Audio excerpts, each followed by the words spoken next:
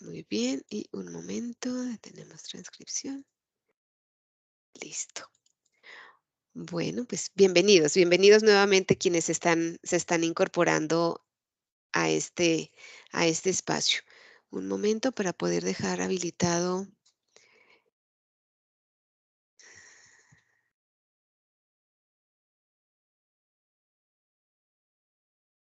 Guardamos.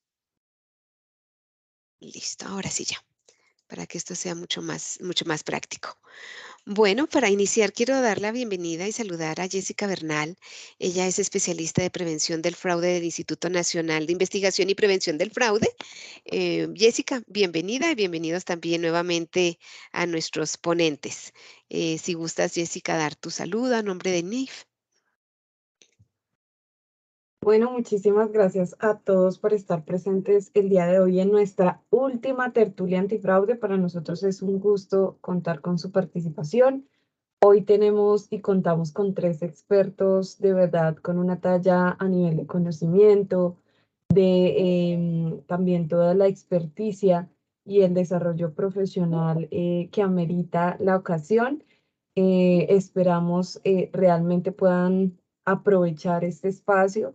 Recordamos que pueden hacer sus dudas o si tienen alguna duda o alguna inquietud o sus preguntas, pueden hacerlas a través del chat y vamos a tener posteriormente un espacio para responderles a cada uno estas preguntas. Muchísimas gracias de verdad a todos nuestros ponentes que hoy nos acompañan desde Colombia y desde Puerto Rico y pues es un gusto estar compartiendo con ellos el día de hoy. Muchas gracias. Muchas gracias, Jessica. Sí, realmente un gusto y bueno, estamos cerrando con broche de oro esta sesión. Un gusto también porque vemos que nos están acompañando ya de diversas partes de Latinoamérica, no solo Colombia. Entonces, será un espacio muy enriquecedor. Les comentamos que el día de hoy nos encontramos para dialogar acerca del impacto del fraude en las organizaciones desde una perspectiva legal, económica y social. La dinámica de la sesión se ha organizado en 2 momentos. El primero será para un diálogo con nuestros ponentes que nos están acompañando a través de unas preguntas que están predefinidas. Posteriormente vamos a tener un espacio para hacer las preguntas que ustedes nos estén registrando en el chat. Les solicitamos por favor que cuando las escriban nos indiquen si van dirigidas a alguno de los ponentes o si es en general, pues la dejan abierta. Entonces, importante que ustedes vayan registrando las preguntas porque eso es lo rico de la tertulia, ¿no? Poder interactuar después con lo que ustedes van consultando. Para el desarrollo de esta tertulia tenemos la participación de los siguientes ponentes. Estefanía Ciendúa, quien es contador público de la Universidad Central y especialista en auditoría forense de la Universidad Externado de Colombia, especialista en control del fraude y riesgos y cumplimiento. Fue consultora de normas internacionales financieras en Grant Thornton Fast y en ABS Auditores, senior líder de proyectos de investigación de fraude y corrupción en Colombia y Latinoamérica en Deloitte y gerente de auditoría forense en SAC Assessment and Consulting. Ha participado en investigaciones forenses a nivel internacional en países como Ecuador, Perú y Estados Unidos, así como en proyectos de ley de prácticas corruptas en procesos de due diligence enfocados a la regulación contra el lavado del dinero, el soborno transnacional y la corrupción privada y pública. Actualmente es especialista de control y gestión antifraude en WOM Colombia. Bienvenida, Estefanía. Un gusto que nos puedas acompañar el día de hoy. El gusto es mío, muchas gracias. También nos acompaña el doctor Melvin Rosario Crespo, quien es doctor en Filosofía y Letras de la Escuela de Derecho de la Universidad Interamericana, magíster en Justicia Criminal con especialidad en fraude financiero. Está certificado como examinador de fraude, investigador de fraude de seguros y en protección de seguridad nacional.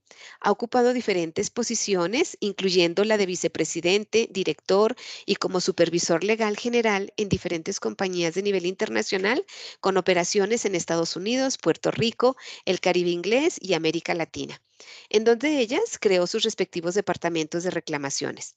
Trabajó en la oficina del Comisionado de Seguros de Puerto Rico, donde participó en la creación de la nueva legislación pertinente al fraude de seguros en el país. Además, fundó y fue el primer director de la unidad antifraude de dicha oficina. Es orador invitado en diferentes jurisdicciones y países de América Latina en temas relacionados con la temática que se les ha comentado. Actualmente es miembro de la Alianza Global de Lucha contra el Fraude de INIF. Bienvenido, doctor Melvin. También un gusto que nos esté acompañando. Un placer para mí estar con todos ustedes y sobre todo regresar, aunque sea de manera virtual, a lo que es mi segunda patria realmente, Colombia. Así que agradecido por la invitación. Esta es su casa. Bienvenido también. Y nos acompaña también Carlos Fernando Guerrero Osorio, quien es abogado de la Universidad Externado de Colombia, con más de 18 años de experiencia asesorando clientes de distintos sectores económicos. Es magíster en Crimen y Justicia Internacional de la Universidad de Turín, Italia, y el Instituto de Investigación Interregional de Naciones Unidas sobre Crimen y Justicia. Especialista en Derecho Penal, Propiedad Intelectual y Nuevas Tecnologías de la Universidad Externado y candidato a doctor en Derecho y Gobernanza Global de la Universidad de Salamanca, España. Cuenta con formación en compliance, regulatorio, arbitraje y en diversos temas relacionados con la asesoría legal empresarial. Ha sido fiscal y director nacional anticorrupción, asesor del Ejército de Colombia y consultor de varias entidades del sector público del ámbito regional y nacional. Es litigante, consultor, docente y conferencista. Escribe para asuntos legales del Diario de la República. Fue condecorado en el Ejército Nacional con la medalla Fe en la Causa y elegido mejor abogado independiente de la Fundación Pro Bono. Actualmente es presidente de la Asociación Colombiana de Integridad, Ética y Compliance y también forma parte de nuestro equipo de profesores en la Facultad de Contaduría Pública. Bienvenido, profesor Carlos. Me da mucho gusto saludarlo también. Profesora Gabriela, muy buenos días. Mucho gusto compartir esta tertulia, este panel con los demás conferencistas que hoy nos acompañan. Espero que tengamos un espacio muy enriquecedor y muy agradable para todos. Así será. Bueno, esta sesión estará moderada por Jessica Alexandra Bernal, quien es psicóloga y especialista en psicología forense y criminal. Actualmente se desempeña como especialista en prevención del Instituto Nacional de Investigación y Prevención del Fraude, INIF. Pertenece a la Alianza Global de Lucha contra el Fraude, conformada por expertos en gestión antifraude a nivel nacional e internacional.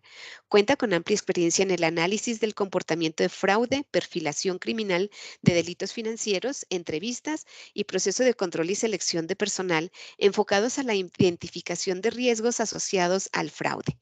Es capacitadora en diferentes organizaciones empresariales y participa como tutora de la Cátedra Colombiana de Ciudadanía, Integridad y Lucha contra la Corrupción. Hace parte del comité editorial y de redacción de la revista Sin Engaños, con artículos como Evolución de los modelos criminológicos del fraude, el impacto del fraude en el mundo, ciberconducta, análisis de ciberdelincuente económico, entre otros. También lideró junto con la Universidad Externado de Colombia el proyecto Juntos en la Lucha contra el Fraude para la evaluación de la percepción de fraude en niños, niñas y adolescentes, así como el desarrollo de eventos de gestión de conocimiento como las tertulias antifraude. Hemos sido compañeras de trabajo en esta iniciativa de promoción de concientización contra el fraude. Jessica, muchas gracias por tu apoyo y pues bienvenida. Dejo la sesión entonces en tus manos para que podamos dar inicio al diálogo. Perfecto, muchísimas gracias de verdad por este espacio que me están dando y bueno, gracias también por ese amplio perfil que describiste, Gabriela. Bueno, desde INIF y la Universidad Externado ha sido siempre muy importante desarrollar alianzas con diferentes instituciones, docentes, porque para nosotros la gestión de conocimiento es la estrategia más importante en prevención del fraude. Y justamente, pues digamos que a partir de los diferentes reportes que se han desarrollado y específicamente el reporte a las naciones del 2022 es efectivamente emitido por la Asociación de Examinadores de Fraude Certificados, ACFE, por sus siglas en inglés, nos dice que el fraude es probablemente la forma del delito financiero más costosa y común en el mundo. Nos dice que cada vez, pues la tecnología y digamos que los pagos digitales han hecho que el fraude ocupacional específicamente se mantenga constante a lo largo del tiempo. Y lo hablábamos hace poco, no solo con el doctor Melvin, sino también con diferentes expertos de la Alianza Global de Lucha contra el Fraude, y les decía, el fraude nunca se detiene. Muchas veces ni siquiera cambia la modalidad, únicamente muta y evoluciona. Se adapta a las crisis y se adapta al contexto cultural, social, político, económico en el que nos encontramos, y realmente el impacto que genera para las organizaciones es bastante significativo. Por esto, hoy le hemos dedicado este espacio a hablar de ese impacto, pero antes de hablar de ese impacto, quiero que hablemos un poquito y contextualicemos qué es el fraude, cómo lo podemos entender. Actualmente, digamos, desde la legislación colombiana, desde Puerto Rico, que nos acompaña el doctor Melvin, es considerado un delito. Si no es considerado un delito, entonces, ¿cómo podemos sancionarlo? Y también hacia dónde podemos enfocar nuestros esfuerzos. Entonces, pues realmente muchísimas gracias a nuestros ponentes, y aquí quiero dando pues paso a alguien que nos puede dar una mirada internacional y nos puede dar ese punto de vista y contextualizarnos por fuera de Colombia qué está sucediendo, para luego ir con la profesora Estefanía y el doctor Carlos para que nos puedan apoyar con esta pregunta. Entonces, ¿qué es fraude, doctor Melvin, y cómo podemos hacer para atacarlo? Primeramente, muy buenos días a todos y una vez más gracias por la invitación y mis saludos especiales a los compañeros ponentes. Pues mira, la pregunta es muy válida y la contestación es bien compleja, porque el fraude, tipificado o no como delito, la mayoría de las jurisdicciones, por lo menos en donde he tenido participación, sí se tipifica como delito, pero el concepto fraude pareciera ser una sombrilla que alberga dentro de sí diferentes modalidades de diferentes leyes, en nuestro caso leyes especiales, que constituyen fraude. Me explico. Según organización, según definiciones para el fraude. Por ejemplo, ACFE tiene su propia definición, INIF tiene una definición muy parecida a la de ACFE también, y si sigue yendo, Coalition Against Insurance Fraud tiene su definición, COSO, el Committee of Sponsoring Organization of the Tradeway Commission, tiene su definición, y ahí pudiéramos mencionar organizaciones internacionales, nacionales, que hablan sobre definiciones de fraude. Yo me voy a quedar con la de INIF y con la de ACFE para efectos de nuestra discusión. INIF define el fraude como un acto u omisión tendiente a obtener ilegalmente un beneficio proveniente de una relación contractual de seguro. ¿Sí? Ahora bien, como dije, no lo dije, lo digo ahora, esta pregunta tiene dos partes. Número uno, ¿qué es fraude? Y número dos, las condiciones para decir que se está generando el fraude. Y son dos que, aunque van bien cogidas de la mano, son bien distintas. ¿Sí? Ahora bien, lo que sí he visto una congruencia a nivel, si queremos decir, de hemisferio, no es distinto en otros países en Europa, en que cualquiera de las definiciones, por eso me gusta tanto la de INIF, cualquiera de las definiciones tiene que tener unas características, ¿sí? Y esas características son, debe haber un acto u omisión. Hay que hacer algo o dejar de hacer algo. Número uno. A mí me parece que eso es importante porque ahí se comienzan a definir, en el caso de las jurisdicciones que son o lo tipifican como delito, ahí se empiezan a definir los elementos del delito. ¿Qué hizo o qué dejó de hacer? Dos, tiene que haber un evento antijurídico. Tiene que ser contrario a la ley. Vuelvo y repito, por lo menos en la mayoría de los lugares en que he intervenido, el fraude está catalogado como delito, aunque no se le llame fraude, ¿sí? Pero tiene que haber un acto antijurídico u omisión antijurídica. Eso es muy bueno para los investigadores, por lo menos en la hipótesis que se hace de la investigación, determinar cuál es la actividad jurídica. Es uno de los problemas también que tenemos, porque al parecer uno dice, pues claro, es un delito, pero si no se especifica desde un principio en la hipótesis de la investigación que se está realizando, los elementos de esa ley en particular que aparentan, ¿verdad?, haber cometido fraude, podemos tener problemas después para efectos probatorios y no tener presente en la investigación que hicimos esos elementos. Así que mi recomendación a los investigadores o a las personas relacionadas es que desde muy al principio, en su hipótesis de investigación, tengan señalados cuál es el evento antijurídico, aunque varíe luego de la investigación según vamos obteniendo pruebas. El tercer elemento, si es delito, tenemos que probar lo que se le llama en el lenguaje latín, ¿verdad?, la intención criminal, ¿sí? Es importante que debamos en algún momento tener presente que si es un delito debe haber culpa y negligencia. Número 2, el posible autor o conspirador, ¿verdad? Cuando me refería al término en latín de culpa o negligencia, estaba hablando del mens rea. También tenemos que tener un autor o un conspirador. Ese es el requisito número 4, ¿verdad? Tiene que haber un sujeto. La prueba puede apuntar a él o a otros, pero en la hipótesis tiene que haber un sujeto. No nos podemos limitar a identificar el sujeto porque cada vez nos encontramos más que no son solitarios. Son grupos, en ocasiones organizados, más o menos, ¿verdad? Tienen alguna estructura y casi siempre no son solitarios, ¿verdad? Por lo menos la experiencia de casos complejos es que hay conspiradores.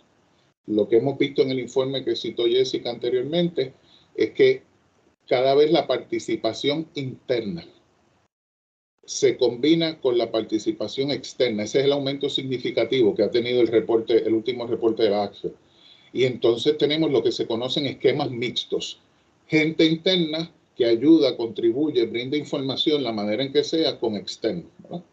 Y de esa manera, pues, obtienen información. Tiene que haber una víctima.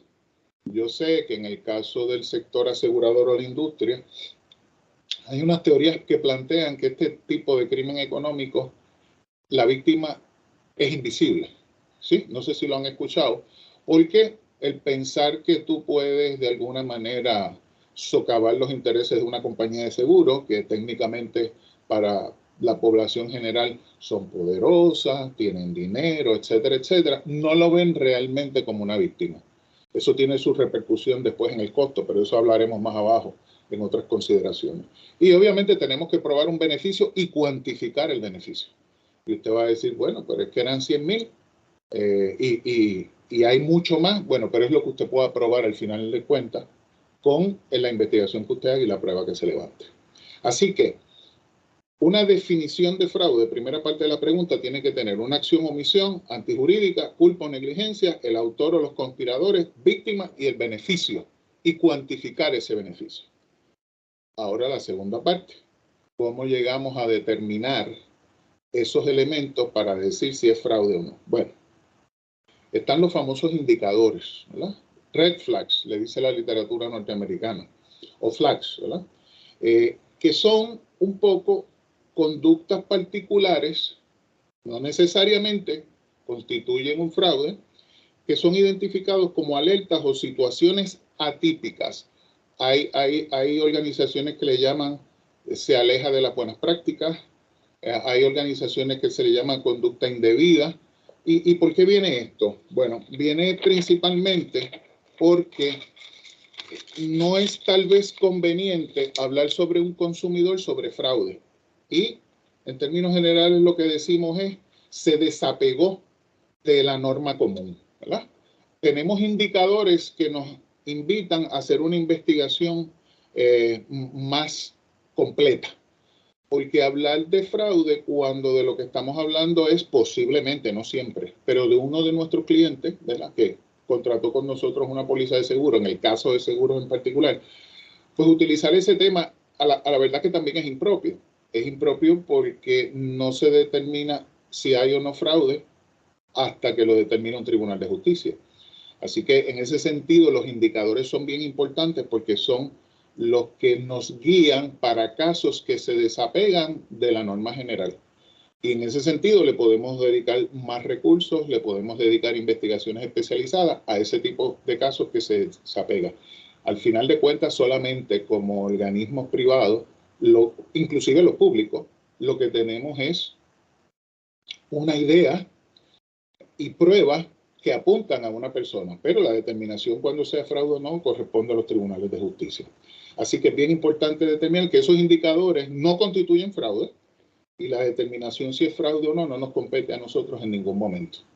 Así que dependiendo de ese sujeto que estemos investigando, pues uno puede llegar a esa determinación. En síntesis, más o menos discuto con ustedes no los únicos elementos que tiene que contener la definición, sino una propuesta que se ha recogido en términos generales. Yo le diría que no es distinto en nuestro hemisferio que en Europa, por ejemplo. Tiene exactamente los mismos requisitos y los indicadores son tan importantes como la propia definición, porque es lo que nos permite seleccionar de ese grupo de casos que tenemos, cuáles de ellos no se comportan conforme a lo común de ellos. En términos generales he incluido la definición y cómo los podemos seleccionar dentro del marco general de todos los casos. Muchas gracias. Perfecto, muchísimas gracias, doctor Melvin. Sí, has acotado varios aspectos importantes, pero antes pues de dar mis comentarios, quiero darle la palabra a la doctora Estefanía para que complemente esta respuesta y nos pueda también contar un poquito de si ella percibe que existen otros componentes que podamos analizar desde el punto de vista de derecho, de cumplimiento y podamos un poco revisar qué otros elementos podemos acotar en esta definición. Entonces, doctora Estefanía. Bueno, muchas gracias. Primero, un gusto estar acá acompañada de estos grandes ponentes y de su amplia experiencia, que en comparación con la mía, de manera muy humilde, podría llegar a complementar tal definición que nos aporta el doctor Melvin. Básicamente, y en mi experiencia en el día a día, tanto en las organizaciones en las que he participado de manera directa como en las que he tenido la oportunidad de asesorar, tú te enfrentas a un sinnúmero de personajes que vienen en busca de desempeñar diferentes cargos dentro de la misma organización. Tal vez entregar una amplia o una definición bastante literal del término de fraude o bastante filosófica del término de fraude puede llevarnos de pronto a confusiones, a que de pronto ni siquiera nos comprendan, nos entiendan o simplemente no se identifiquen y no identifiquen que dentro de sus roles tienen identificado también que este flagelo se pueda impedir dentro de las organizaciones. Es por ello que desde nuestra experiencia en consultoría hemos intentado dar capacitaciones en donde definimos el fraude dividiéndolo en 3 partes específicas. Y para ello es percibir que el hecho de que exista el engaño nos permite darle la definición de fraude, ¿cierto? Siempre les digo en mis capacitaciones, llévense el fraude como un sinónimo de engaño. Para ello, más allá de pensar, no sé, cuando vamos por una calle y nos enfrentamos a un hurto simple, el ladrón va en búsqueda de algo, ¿cierto? Va de frente y nosotros sabemos de alguna manera qué nos va a pasar. Nos va a robar. Acá no hay engaño, no nos obligaron a pasar por tal callejón. Tal vez es un ejemplo un poco coloquial, pero es a lo que quiero llegar. La connotación de fraude es sinónimo de engaño, que adicionalmente, y en las 3 partes en las que quería dividir esta definición, tenemos que enfrentarnos a, para que esta connotación se cumpla, pues simplemente tiene que perseguir algo, tiene que tener un beneficio particular, ¿cierto? No se hace en pro de solo engañar si yo no voy a obtener un beneficio particular. Y que esto quede desemboca en un resultado. Y ese resultado significa la afectación a una contraparte o a un tercero. Creo que estas 3 partes en las que se puede dividir el fraude son una conceptualización bastante clara que nos permite identificar en qué momento nos estamos enfrentando a este flagelo. Tener en cuenta que siempre el fraude va a ser una acción contraria a la verdad, ¿cierto? Esas connotaciones y el sinnúmero de definiciones que nos da la literatura, las grandes especialidades, las grandes organizaciones, nos permiten adentrarnos en un sinnúmero de categorizaciones y de definiciones, pero pensaría yo que el tener estas 3 pautas claras podemos entrar a definir y categorizar e identificar y aún más gestionar digamos que seamos miembros o no, de entender cuál es el fraude, cuáles son sus impactos y poder reconocerlo desde el principio. Acá quería hacer una aclaración y es simplemente, yo creo que una de las grandes errores que de pronto se cometen en las organizaciones es pretender que el fraude no nos va a tocar y que el fraude no es así, independientemente de porque somos una empresa recientemente constituida o porque somos una empresa familiar o porque somos una empresa, por todo el contrario, una empresa absolutamente grande con unos controles absolutamente robustos. Y a veces nos alejamos de esas pequeñas definiciones y entramos a dejar de controlar lo que realmente es necesario. Dejamos de lado la cultura antifraude dentro de las organizaciones y por ello, aunque suene un poco cruel, y he tenido algunos enfrentamientos de pronto con órganos de gobierno, porque empezamos hablando de fraude en unas capacitaciones en las que las personas ya entran con toda la emoción del caso a la empresa. No, no es quitarle la emoción, es simplemente generar una cultura, una concientización. No es, digamos, acá tenemos de muchas nacionalidades, pero digamos que un poco de la idiosincrasia de nosotros como latinoamericanos y como colombianos es que aprendemos a convivir con este flagelo. Y es apremiante mencionar cómo uno asume que de pronto se puede empezar a decir, esto es normal, así es como se debe hacer, así es como uno gana plata o como yo le hago ganar plata a las organizaciones. Entonces, es importante tener estas tres características y el resto ya me imagino que el doctor Carlos nos aclarará el resto para llegar a una muy buena definición de lo que es el fraude como buen comienzo de esta tertulia. Muchas gracias. Muchas gracias, Vanía, realmente sí. Es una apertura y es conocer a qué nos enfrentamos, ¿no? Cuando a veces no sabemos a qué nos enfrentamos, pues es difícil saber cómo prevenirlo, cómo detectarlo de manera oportuna. Entonces, como tú bien lo mencionas, efectivamente estamos haciendo esta contextualización con el fin que podamos todos manejar un mismo concepto, pero adicional conocer cuáles son los elementos que lo contemplan y poder así generar estrategias de prevención y detección cada vez más oportunas, efectivas y eficientes. Doctor Carlos, entonces te doy la palabra a ti para que puedas complementar, como lo decía la doctora Estefanía, esta definición de fraude, lo que contiene y adicional si tienes otra acotación respecto al tema. Muchas gracias. Bueno, yo creo que quienes me han antecedido en el uso de la palabra ya han dado buenas luces de cuáles son esos elementos y por lo tanto del concepto de fraude. Yo quisiera quizá sintetizar algo en primer lugar y luego agregar un par de ideas sobre esto. Sobre lo que quisiera sintetizar.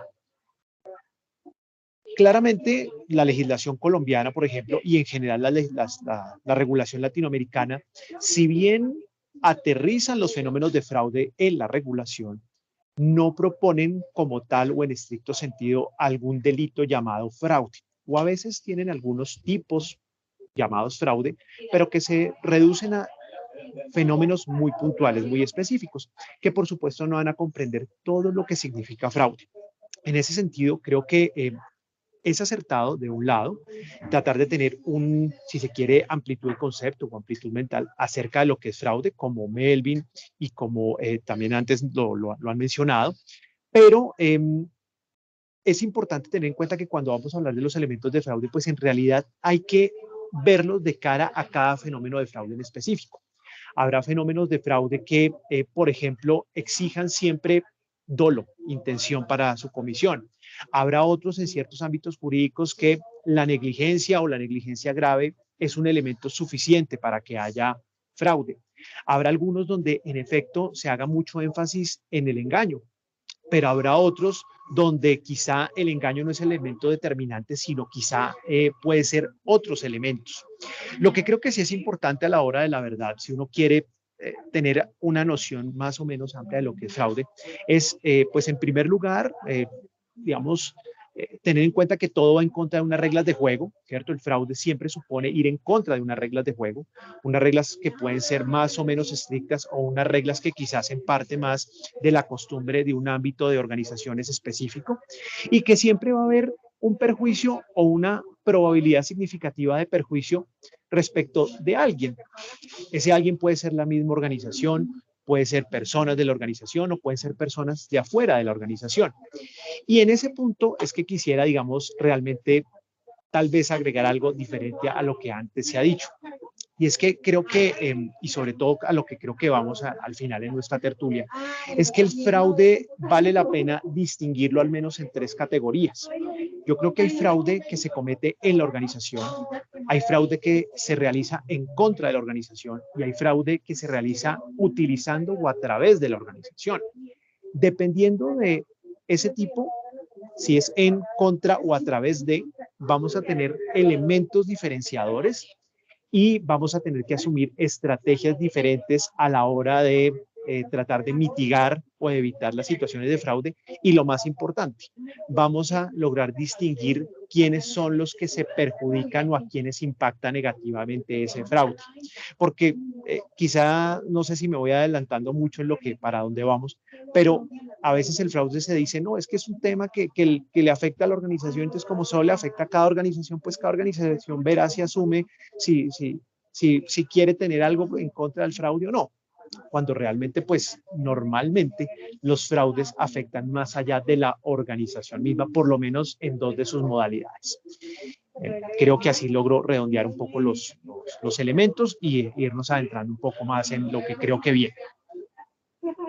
Perfecto, muchísimas gracias. Bueno, ustedes ya, como lo han dicho, han acotado varias conceptualizaciones. Mencionabas algo muy importante, doctor Carlos, y es la importancia de que todos reconozcamos que el fraude nos afecta. Nos afecta sea como clientes, nos afecta sea como organización, nos afecta como sociedad, ¿sí? Entonces, realmente es importante tener claridad en que el fraude al final, aunque hoy, por ejemplo, estamos hablando directamente del impacto del fraude a las organizaciones, al final el impacto se ve reflejado en todo, se ve reflejado en los costos de los servicios que asumimos, digamos, en todo lo que tiene que ver con el desarrollo a nivel profesional, ¿sí? Entonces, por ejemplo, si un psicólogo, yo que soy psicóloga, comete alguna acción de fraude, un médico, un abogado, un economista, bueno, comete dentro de su profesión algún acto deshonesto o que va en contra de, como tú lo decías, de esas reglas del juego, como lo definías, pues evidentemente todos los psicólogos, todos los abogados, todos los economistas nos vemos afectados, y es algo que impacta al final a todos, nos impacta directamente a todos como profesión, nos impacta a todos como organización, porque al final todos somos una gran organización como sociedad. Y pues esto nos deja entrever, bueno, varias cosas. Ustedes mencionaban algunos aspectos, voy a tratar de sintetizar a partir también de lo que INIFA ha definido en sus últimos años como fraude. Efectivamente, nosotros hablamos de fraude como un acto u una omisión. ¿Por qué un acto u una omisión? Porque generalmente también incluso cuando vamos a adquirir algún servicio y omitimos alguna información para obtener también un beneficio, pues seguramente allí hay una omisión por nuestra parte y pues debe haber una intención.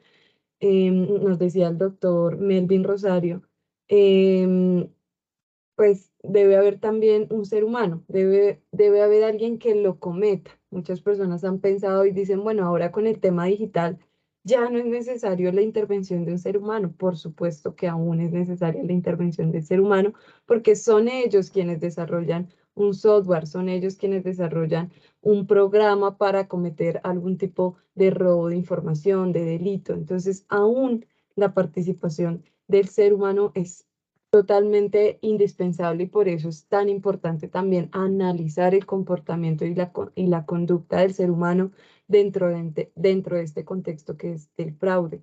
Ustedes señalaban también que debe haber pues una víctima y un victimario, por supuesto el defraudador y la organización como víctima, pero como ya lo decíamos, al final todos nos vemos afectados por el fraude. Debe haber un beneficio, por lo general debe ser o es económico, sin embargo, no siempre es así. Y adicional, el doctor Bervin señalaba algo y es que dentro de ese contexto del fraude debe haber unos indicadores, ¿sí? Que permiten identificar señales de alerta que constituyen o que pueden constituir más bien un posible fraude. Entonces, esto es muy importante como tratar de resumirlo, realmente acotaron muy bien esta definición y teniendo en cuenta pues lo que ya hemos conversado y que realmente los aportes que han ofrecido y que han dado son muy valiosos e importantes.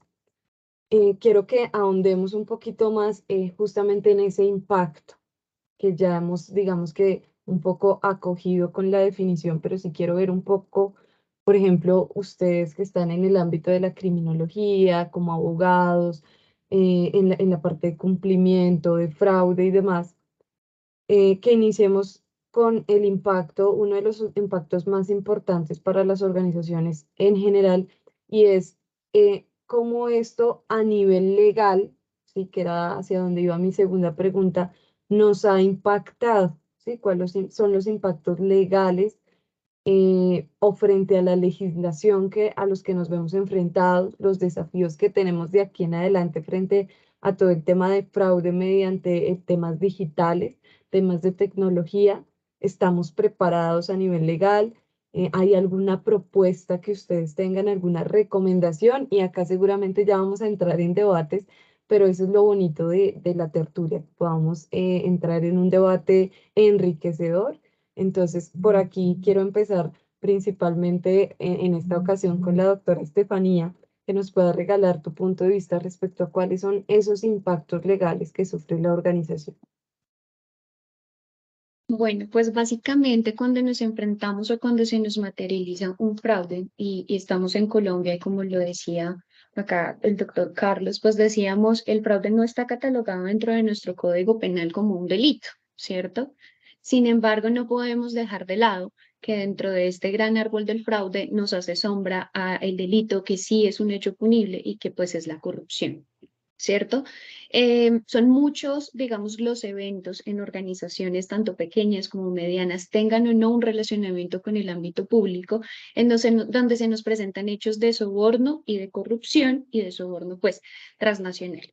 Como lo mencioné, la corrupción sí es un hecho punible, sí está categorizado, y lo bueno de toda esta temática es que ya no podemos hacer la similitud directamente proporcional de que con la corrupción es netamente del ámbito público, ¿cierto? Ya existe el tema de la corrupción privada. Este ya sí está dentro de nuestro Código Penal colombiano, el artículo, y pues de alguna manera sí nos podemos enfrentar a un tipo de pena, por decirlo de alguna manera, de entre los 4 o los 8 años y multas pecuniarias bastante graves. Asimismo, pues digamos que desde mi ámbito y desde mi visión de cumplimiento, digamos desde lo último que hemos hecho, si nosotros somos una empresa obligada y necesitamos y debemos cumplir con la instauración de nuestra política de transparencia y ética empresarial, estamos hablando que dentro de estos dos grandes esferas, pues estamos contemplando el fraude, ¿verdad? Que estamos obligados en esta implementación, que todos desde un órgano de gobierno bastante robusto hasta las empresas más pequeñas y que por sus ingresos estén dedicadas o quienes lo hacen, que esto es bastante apremiante y es quienes lo hacen por buenas prácticas, pero para los que están obligados, pues el incumplimiento en esta instauración de programas de cumplimiento también nos trae a unas penas en temas administrativos con las superintendencias que definitivamente están categorizadas para darle cumplimiento, sea en el sector financiero, sea en el sector real.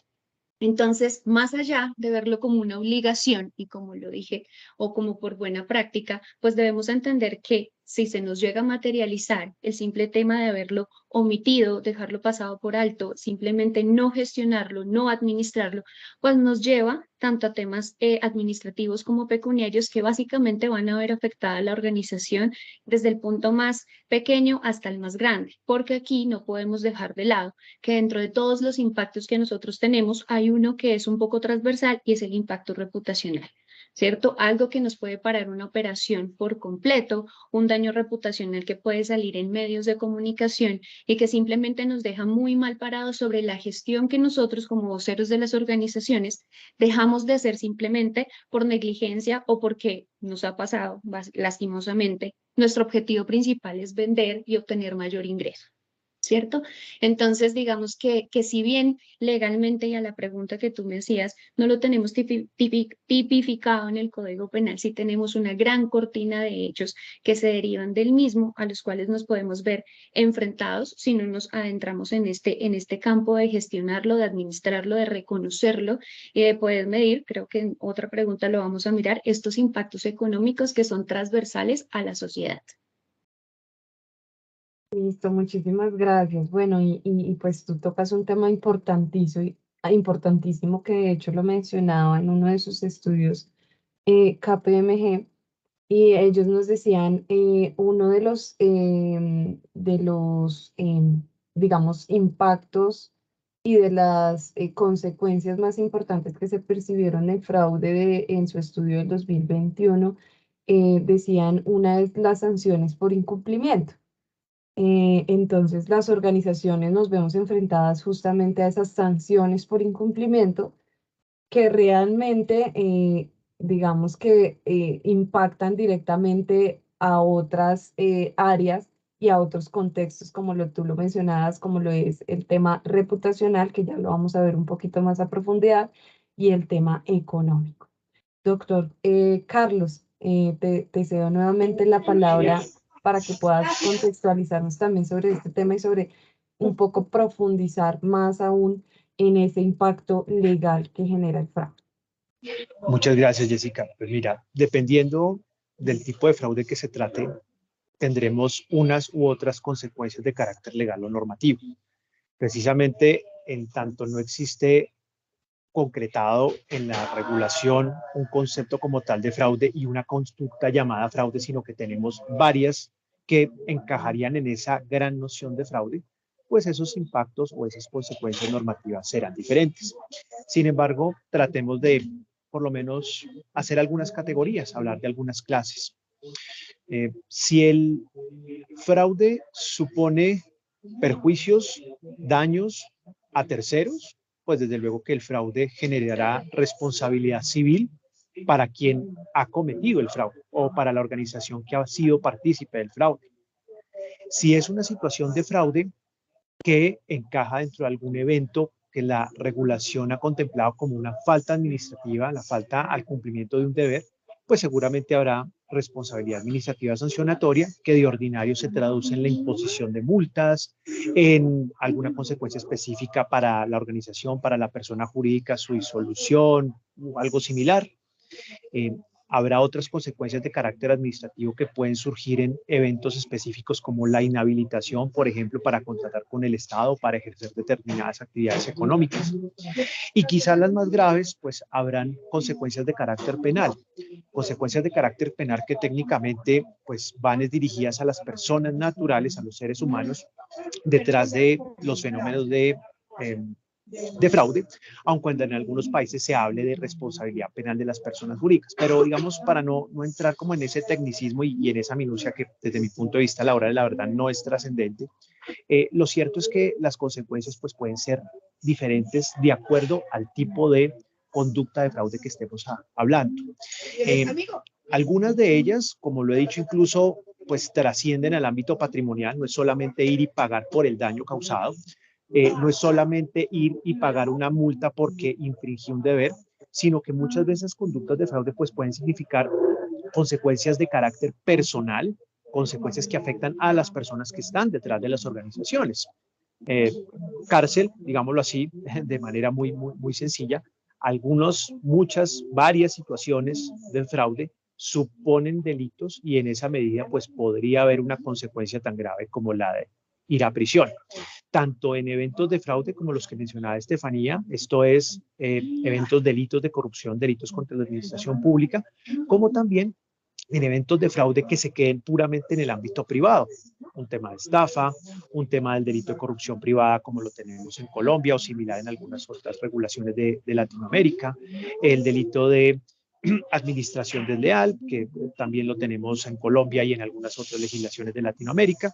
Son consecuencias también punitivas para personas naturales detrás de las organizaciones y que en últimas pues afectan a la organización ya sea en el ámbito reputacional o en otros ámbitos que seguramente podremos seguir desarrollando a lo largo de la tertulia. Muchísimas gracias. Sí. Y realmente pues ahí ya para ir a la opinión del doctor Melvin es un poco acotar que el fraude y sus implicaciones legales son muy importantes. Y pues de pronto sí, si podemos también un poco, doctor Melvin, ver un poco respecto a las regulaciones, digamos, a nivel internacional y pues específicamente en Puerto Rico, cómo funciona, si es igual que aquí en Colombia, si aún no está tipificado como un delito, qué otros delitos se relacionan al fraude y bueno, cuál es ese impacto para las organizaciones en ese sentido. Entonces, te doy la palabra, doctor Melvin. Mira, qué interesante. A mí me parece primero que Estefanía y Carlos hicieron unas presentaciones excelentes desde el punto de vista de ese riesgo legal. Me preguntas en el área de Puerto Rico y un poco quisiera compartir con ustedes cuál es mi opinión sobre esto. Una de las cosas que yo destaco en INIF es que habla de cultura antifraude, habla de cultura de integridad, habla de cultura de honestidad. Y usted va a decir, ¿por qué este loco sale con esto ahora? Bueno, es que a mí me gusta mucho este escritor ruso, Alexander Solzhenitsyn, es profesor o fue profesor de la Universidad de Harvard por mucho tiempo. Y él decía que la sociedad que pretende hacer cumplir sus valores éticos por medio del derecho, el aspecto legal, es de por sí una sociedad enferma. ¿Y por qué digo esto? Digo esto porque la consecuencia legal no nace por sí. La tipificación de esos delitos no nacen de por sí. Los lleva, en nuestro caso, a la legislatura, en el caso de Colombia sé que también, los lleva el sentir general sobre una conducta que debe ser castigada como un delito o, como traía Carlos perfectamente, sus consecuencias en el ámbito civil. Ahora bien, habiendo aclarado eso, no hay duda que hay consecuencias legales severas. En Puerto Rico está tipificado bajo el Código de Seguros de Puerto Rico desde, yo te diría, desde principios de los años 70. Ahora bien, una cosa es que esté tipificada en la ley y otra cosa es que entendamos el concepto y las agencias gubernamentales y privadas, como muy bien explicaba Estefanía, tengan la capacidad para hacer cumplir esa ley. Si fuera por leyes, yo te digo que Puerto Rico es el país más legislado del mundo. ¿Qué de eso hacemos cumplir y qué de eso no hacemos cumplir? Ahí hay un pequeño abismo. Y cuando hablamos del aspecto legal, vale la pena señalar esto. Porque muchos países tienen legislaciones, hombre, pero ni las conocen, porque es que no hay una política pública del Estado para hacerlas valer. Entonces, ¿de qué me vale tenerlas escritas y pagarle a congresistas, legisladores o como usted le quiera llamar, dependiendo de dónde esté? Sí, y se mandan escribiendo, porque aquí los legisladores por escribir no tienen problema, pero al final de cuentas no diseñamos una política pública adecuada, o el Estado no diseña una política pública de Estado para poder intervenir. Así que ese abismo lo tenemos que tomar en consideración. Imagínate tú, desde el 1970 y tanto nosotros teníamos la legislación y no es hasta el año 2000 que el comisionado de seguro crea una unidad antifraude. Bueno, pues imagínate tú. ¿Qué pasaba antes? Bueno, pues no pasaba nada. Estaba allí escrito, pero no había una acción por parte del gobierno. Como muy bien señala Estefanía, que a mí me parece excelente ese señalamiento, no podemos hablar del sector público nada más, porque el sector privado también los comete, sobre todo el elemento de la corrupción. Sinceramente, el último estudio que cita Jessica de la ACFE, lo que dice es que la corrupción en el nivel privado es comparativa con el sector público. No podemos hablar del sector público porque tiene fondos públicos, porque está más expuesta, porque tiene que tener más transparencia en ese sentido.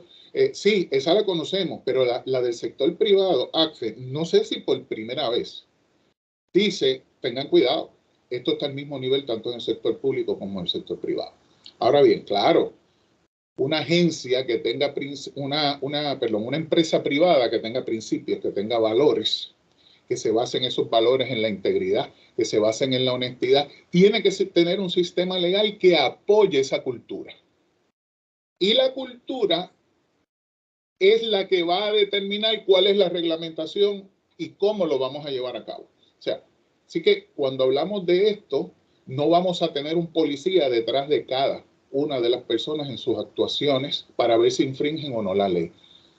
También Estefanía dijo en un principio, tengo que venir a hablar de esto, porque esto es real y le tengo que avisar ya a los empleados de esto. Esa es la cultura. Tenemos que generar una cultura que aquí somos honestos e íntegros.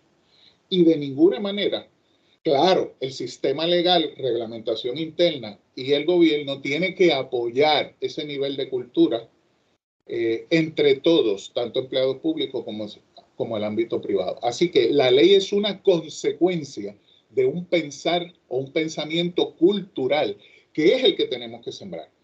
INIF tiene un desarrollo sumamente importante cuando va a las escuelas primarias, porque es ahí donde hay que ir. Es el momento en que se está desarrollando un poco antes la personalidad del individuo y se está diciendo un poco, sí, es importante alcanzar el éxito para obtener dinero, pero ese dinero tiene que ser basado en una cultura de honestidad para que no lleguemos a tener que aplicar la ley. Es un poco un llamado a la prevención más que al seguimiento y más que a la violación de la ley. Muchas gracias.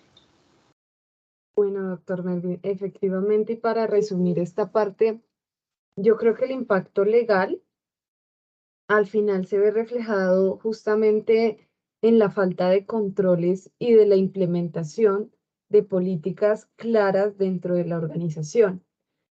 Como tú lo dices, a veces, y entramos mucho en el tema, yo lo denomino como en el tema de papel.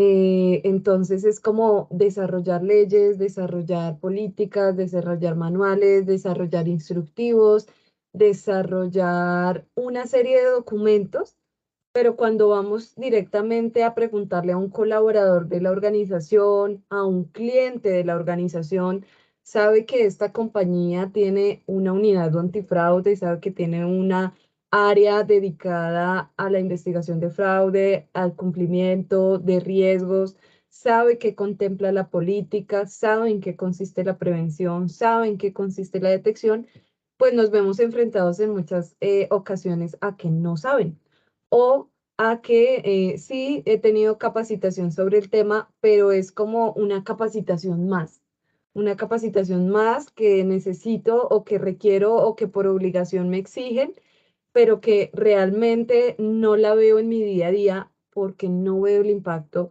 o no veo la trascendencia que tiene el fraude en mi contexto. También a veces pensamos que el fraude se ve reflejado en ciertas áreas de la organización, ejemplo contable, en el ejemplo, pues el tema donde manejo el tema comercial, contable y demás.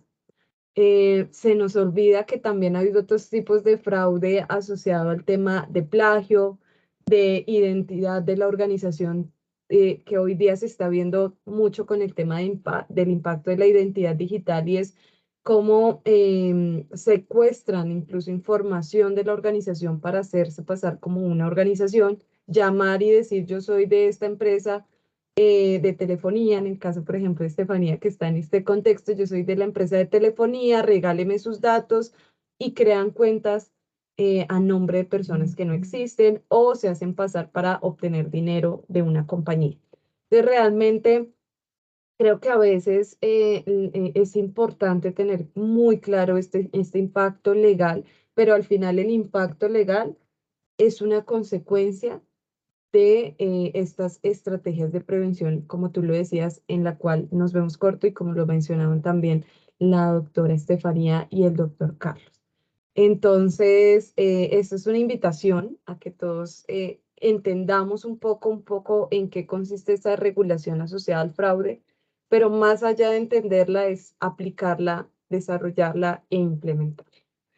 A partir de allí, y justamente hablando un poco de los comportamientos y de la conducta por parte de colaboradores, de accionistas, de clientes, frente al tema de la comisión de fraude y la cultura antifraude que se genera en las organizaciones, me gustaría, pues, por supuesto, conocer cuál es la perspectiva que ustedes tienen frente al impacto económico que se genera para la organización y cómo esto de inmediato también impacta a sus colaboradores, que era algo que yo mencionaba anteriormente, y a los clientes, a los proveedores, a los usuarios al final que tienen o que obtienen un servicio. Entonces, aquí nuevamente pues quiero darle la palabra en esta ocasión en primer lugar al doctor Carlos para que él nos pueda dar su punto de vista y continuamos ahí en adelante.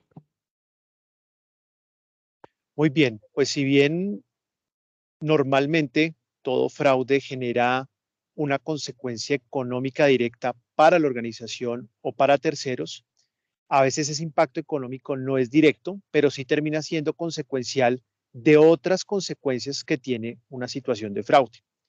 Me explico de mejor manera. Normalmente cuando hay alguna situación de fraude, cualquiera sea esta, la organización pierde plata o le hace perder dinero a alguien. Pero recordemos, y como ya quedaba planteado en momentos anteriores de esta tertulia, pues muchas veces el verdadero impacto y el más grande es el reputacional para la organización que se ha prestado, que ha servido o que ha sido de alguna manera utilizada para la comisión de fraude, y la afectación reputacional de las contrapartes o de las personas que intervienen en esa organización y concretamente en la situación de fraude. Esas personas al final también pueden tener consecuencias de carácter económico, no puntualmente en la situación de fraude que ha ocurrido, sino hacia el futuro. Me explico de mejor manera. Una organización participa o es utilizada en una situación de fraude. Como consecuencia de esto, pues va a tener que pagar las multas, eventualmente responsabilidad civil, etcétera. Luego de eso, pues las personas que se relacionan con esa situación de fraude, ¿cierto? Los empleados, los directivos, pues seguramente si salen, por ejemplo, de la organización, pues les va a quedar muy complicado volver a integrarse a otra organización. No van a tener el mismo respaldo, la misma legitimidad, la misma confianza para volverse a integrar a una nueva organización. Eso les va a hacer sufrir alguna consecuencia de carácter económico. No van a poder obtener un buen salario, no van a poder ser competitivos. Es decir, hay consecuencias económicas directas, ¿cierto? Muy claras, muy obvias cuando hay una situación de fraude. Pero creo que hay otras que se derivan, que van después del impacto reputacional, de la ausencia de confianza, de la pérdida de legitimidad que genera una situación de fraude.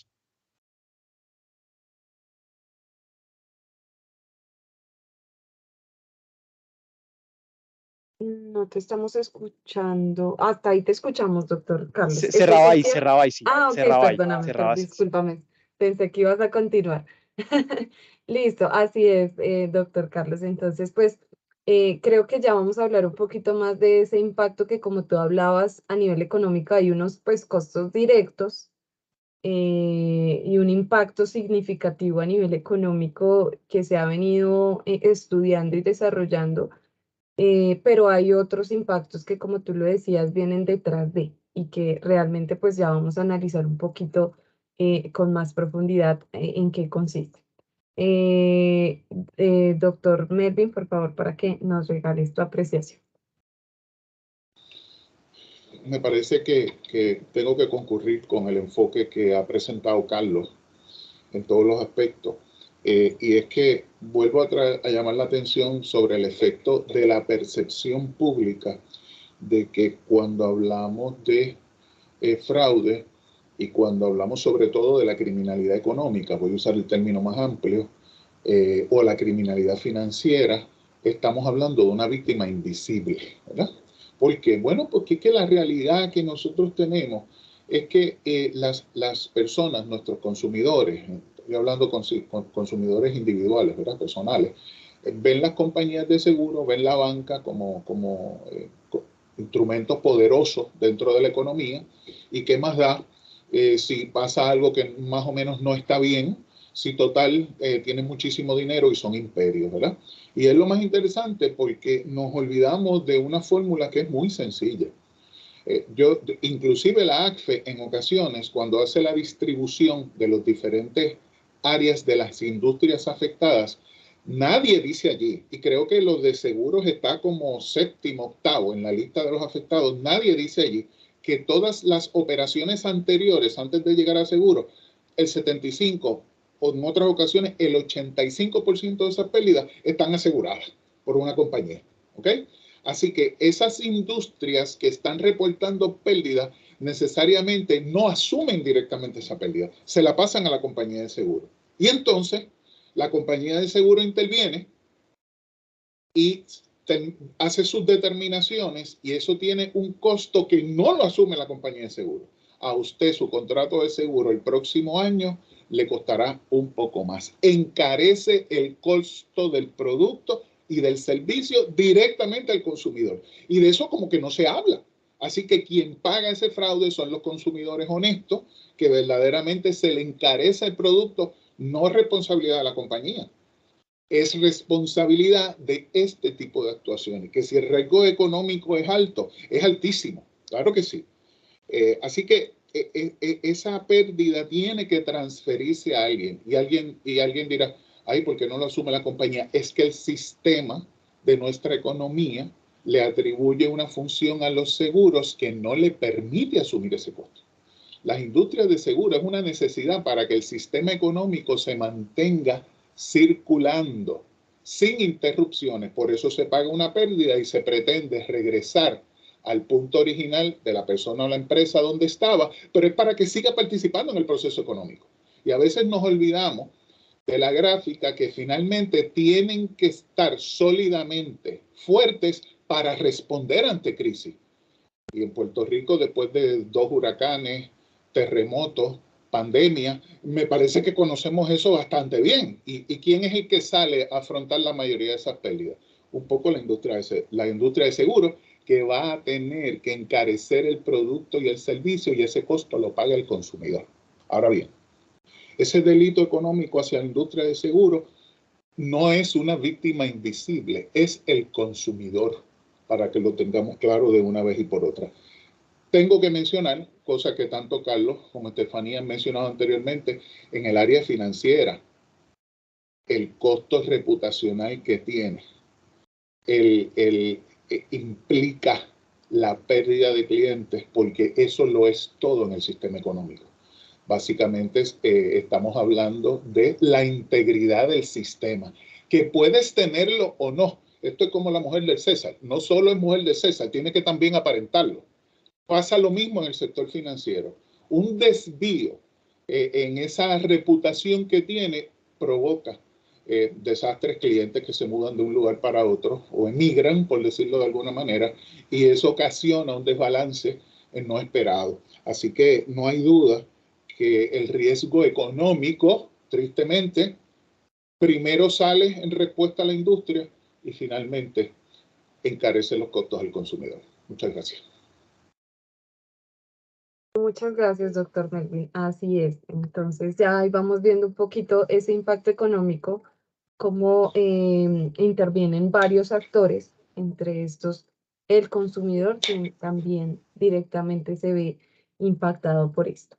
Y pues finalizamos acá en esta parte con la doctora Estefanía, pues esta primera parte de la pregunta, y es, ¿tú cómo percibes, y digamos un poco en tu contexto, en el ámbito y en el, digamos que más bien en el contexto y en el sector de telecomunicaciones, en tu experiencia, cómo impacta a nivel económico, no solo a la organización, sino como nos lo mencionaba el doctor Melvin y el doctor Carlos, ese trasfondo de ese impacto económico a la organización?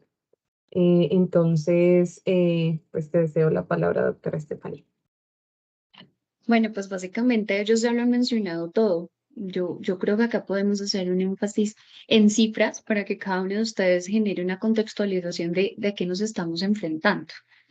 Digamos que teniendo en cuenta que las pérdidas económicas son tan solo una parte de los impactos totales, definitivamente lo que es la percepción de nuestra organización, la reputación de la misma, también es cuantificable.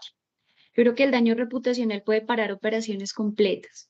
Digamos que plenamente en el sector en el que desempeñábamos y en muchos otros escenarios en los cuales he participado.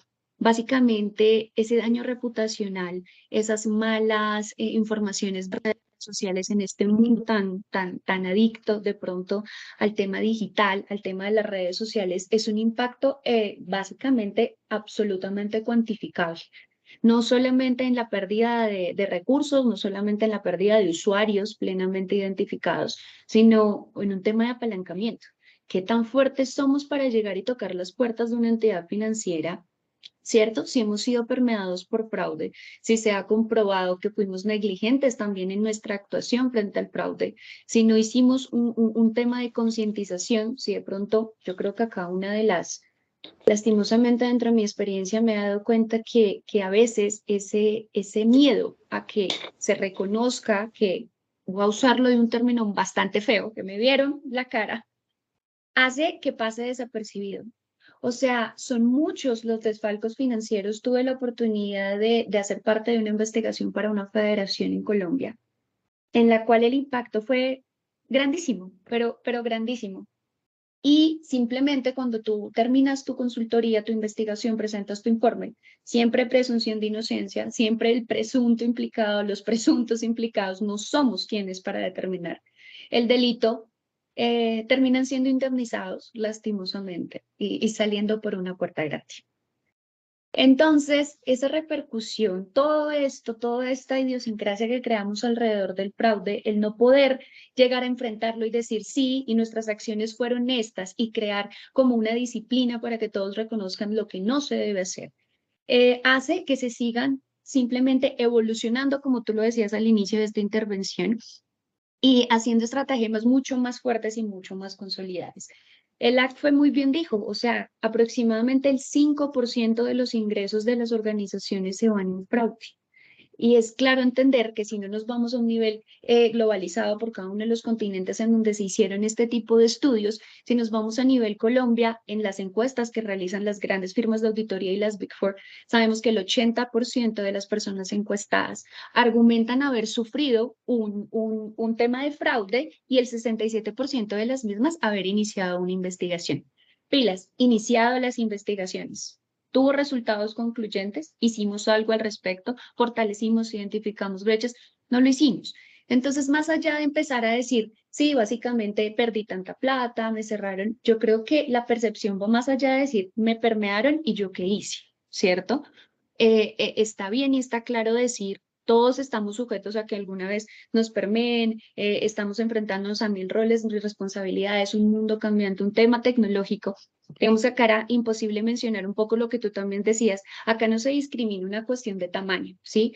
Los ciberataques en un estudio que se hizo en Inglaterra llegaron a argumentar que tanto las pequeñas empresas como las grandes son blanco de este tipo de ataques, ¿cierto?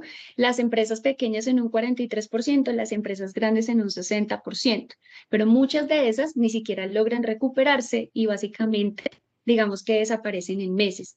Esto por el tema de los ciberataques, hablando no solamente, digamos, de una apropiación indebida de activos, ¿sí? Los fraudes digitales, el tema de la identidad, como tú lo decías, en un tema como el de las telecomunicaciones es un día a día, es un día a día en el que uno se tiene que enfrentar, básicamente, y esto es unas pérdidas millonarias para las organizaciones, ¿sí? Digamos que hablando del ejemplo de Gran Bretaña, una de cada 10 personas sentía que había sufrido un ataque online, ¿cierto? De un fraude vía smishing, vía phishing, en donde le robaron todos sus datos, en donde clonan sus tarjetas y demás. Entonces, básicamente, y para redondear, pues digamos que el 45% de las empresas en Colombia han logrado cuantificar el valor defraudado, el 20% están alrededor de los $10.000, el 23% de los 10.000 hasta los $50.000, ¿y qué hay del resto? Imagínate que hay de ese 30 y algo por ciento que es más de $50.000. Más allá de llegar a esa cuantificación, lo que les decía, o sea, hay que hacer algo. Y esto se basa en la conciencia, no solo por la repercusión económica, sino por la que vamos a hablar ahorita más adelante, entiendo que es la social. Vale, muchas gracias. Muchísimas gracias, Juan. Pues realmente muy, muy interesante esta acotación. Creo que aquí ampliamos mucho más ese impacto y vemos que ya empezamos a ver cómo a todos, como lo decía anteriormente, nos va afectando. De hecho, tú acabas de mencionar algo muy importante y es ¿qué estamos haciendo luego que descubrimos un fraude? Más allá de la judicialización, donde efectivamente tú decías, en muchas ocasiones toca pagarle a la persona que está cometiendo fraude y salen airosos diciendo que gané y puedo seguir cometiendo estos actos ilícitos. Entonces, ¿qué estamos haciendo frente a esos comportamientos? Y aquí me voy a ir hacia un comentario que hacía nuestra gerente, la doctora Lina María Chacón, en el tercer Día en el tercer Día Internacional Antifraude que fue este año. Y ella decía, debemos llevar la estrategia antifraude a la acción. Basta ya de generar estrategias solo, bueno, vamos a prevenir y como les decía, bueno, está muy bien prevenir, pero esa prevención desde la acción, desde hacer algo, desde llevar a cabo algunas actividades específicas que permitan dar respuesta. A veces también cuando hablamos del esquema antifraude, prevención, detección, respuesta, lo tenemos claro y decimos, ok, pero en respuesta pensamos únicamente eso es judicialización, eso es un tema legal, a nosotros no nos compete y vemos que sí nos compete. ¿Por qué? Porque tú hablabas de algo muy importante y justamente en lo que mencionabas de las cifras, frente al tema del cibercrimen, frente al tema de la identidad digital y todo lo que está sucediendo actualmente, eh, y digamos, justamente también en el tercer Día Internacional Antifraude, donde nos acompañaba TransUnion en su informe sobre las tendencias mundiales de fraude, ellos mencionaban que más del 62% de los consumidores habían manifestado ser víctimas de robo de identidad, ¿sí? A través de una organización. Y ellos dicen, el fraude aumenta a medida que evoluciona la actividad económica, porque los defraudadores van o se dirigen hacia donde se dirige el consumidor y los sectores que van en crecimiento.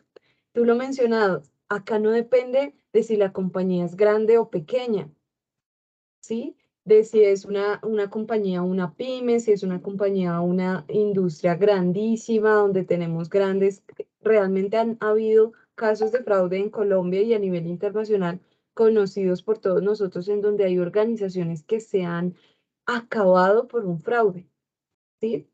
Y cómo esto impacta también a los empleados, la moral de los empleados, ¿sí? Y qué triste es ver que de pronto empezamos a realizar acciones cuando ya sucedió el fraude. Ojalá pudiéramos prevenir con acciones concretas y específicas, no llegar hasta allá para no vernos afectados. Hay más desempleo, esto aumenta también, y ya vamos a hablar un poquito del tema social, pero esto aumenta otros impactos a nivel social, a nivel del empleo, a nivel de cultura organizacional, impacta al consumidor, impacta a la organización, entonces ya nos estamos dando cuenta que este impacto es muy importante. Quiero cerrar acá y hacer la última acotación y es justamente hablando de los cibercrímenes. Según pues la Cámara Colombiana de Informática y Telecomunicaciones y el tanque de análisis y creatividad de las TIC, bien denominado TIC-TAC, y su programa de seguridad aplicada al fortalecimiento empresarial, que es la SAFE, en el 2021 nos dicen, los daños globales del cibercrimen ascendieron a los 6 trillones de dólares, lo que equivale a 648 millones de pérdidas por hora en dólares, 11.4 millones en un minuto y cerca de 190.000 dólares por segundo. Entonces, vemos que el impacto económico efectivamente también tiene unos daños y repercusiones específicamente para nuestros empleados, ¿sí? O colaboradores de la organización, para el consumidor y para la organización directamente. Y de allí, pues vamos a partir justamente a un tema muy importante que es el tema social. Y allí voy a iniciar nuevamente con el doctor Melvin, quien ha tenido una amplia trayectoria en el estudio del comportamiento de los delitos económicos, el fraude en el sector pues asegurador, como ya no lo mencionaba, pero en todos los contextos, pero adicional, él es doctor en filosofía y también, pues digamos que ha tenido una amplia trayectoria en todo lo que tiene que ver con criminología. Y esto nos permite ver que nos pueda dar un punto de vista mucho más significativo o más, no mucho más significativo, pero un poco más acotado a la realidad, y es cuál es ese impacto a nivel social, porque ya hemos, pues digamos que reducido un poco esta pregunta y de pronto ser concretos porque ya vamos hacia las preguntas del público, pero sí, ¿cuál es ese impacto social que se genera a partir del fraude? ¿Y qué ejemplos de pronto tú nos podrías compartir en tu contexto cultural, organizacional, pero también de país, político, que se maneja pues allá en Puerto Rico y que nos puede servir a nosotros de aprendizaje? Yo siento eso, que al final, cuando tenemos un punto de vista por fuera, nos permite prevenir acá, y por supuesto el punto de vista de nosotros les puede ayudar en Puerto Rico a prevenir allá. Entonces sí me gustaría como tener un ejemplo sobre este impacto y que nos contaras un poco cómo sucede allá. Pues muchas gracias. Mira, es interesante. Yo creo que tanto Carlos como Estefanía nos hablan de la responsabilidad social que tenemos, sobre todo con el análisis estadístico que hacemos, para enfrentar esa realidad como la conocemos el día de hoy, que es a través de la ciencia, ¿no? Ahora bien, hay un escritor que siempre que hablamos del contexto social, sobre la estadística que tenemos sobre fraude, a mí me encanta citarlo, se llama Howard Davia. Fue auditor norteamericano por más de 30 años, perteneció a lo que se le conoce allá como el GAO, el General Accounting Office. Así que tiene mucha experiencia en el área, tiene unos textos que es de Fraude 101 en 3 ediciones diferentes. Este señor nos llama la atención de algo bien interesante que se habla poco. Él hace una apreciación a través de sus años de experiencia en el GAO en los Estados Unidos, y él dice, tengan cuidado con la estadística de fraude, porque es más grave de la que tenemos. Y entonces él explica y dice, cuando hablamos de teoría de fraude tenemos que estar pendientes a 3 grupos.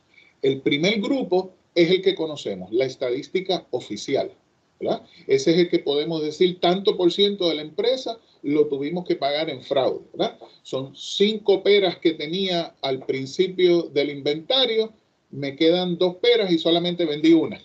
Así que, ¿qué pasó con las otras? Eso fue por fraude, este es el por ciento. Cuando hablamos en negocio, ¿verdad? Mayorista o el de tal, ocurre lo mismo. Ahora bien, ese es el que conocemos, esa es la estadística que hoy estamos hablando como profesionales. Sin embargo, hay una estadística confidencial, oculta, que es un poco la que ustedes han estado hablando anteriormente. Se identifica el caso dentro de la empresa, sabemos que es el individuo, pero costo efectivo es más fácil pagarle para que se vaya que mantener y llevar un proceso de investigación y un caso de judicialización. Bueno, te tengo una noticia, por lo menos en la percepción de este autor, los casos de la estadística oficial es el 20% de ellos. Un 40% se oculta en las interioridades del sistema financiero. Y desconocemos de la ocurrencia tanto las entidades públicas y privadas, ¿sí? Esto es como decía Pablo, tanto para los israelíes como para los judíos y los griegos, ¿verdad? Públicas o privadas, que no conocemos es de un 40%. O sea, grupo 1, la estadística oficial de la que hoy estamos hablando, 20%. Grupo 2, 40%, la que se queda oculta en las organizaciones. Y grupo 3, es de 40%. Así que nos enteramos solamente de un 20% de lo que está pasando. Es interesante porque el problema es más grave socialmente de lo que aparenta ser, obviamente, pero si es oculta, es oculta. Hay una de las preguntas por ahí que me adelanté a ver y dice, ¿por qué es oculta? Bueno, porque ya tanto Carlos como Estefanía nos han hablado del riesgo reputacional que es para una empresa hacer esa admisión. Ahora bien, otro elemento que pasa desapercibido en nuestras conversaciones en la mayoría del tiempo, este tipo de criminalidad es violenta. Ahora sí que se volvió loco el puertorriqueño, ¿sí? Bueno, pues el loco no soy yo.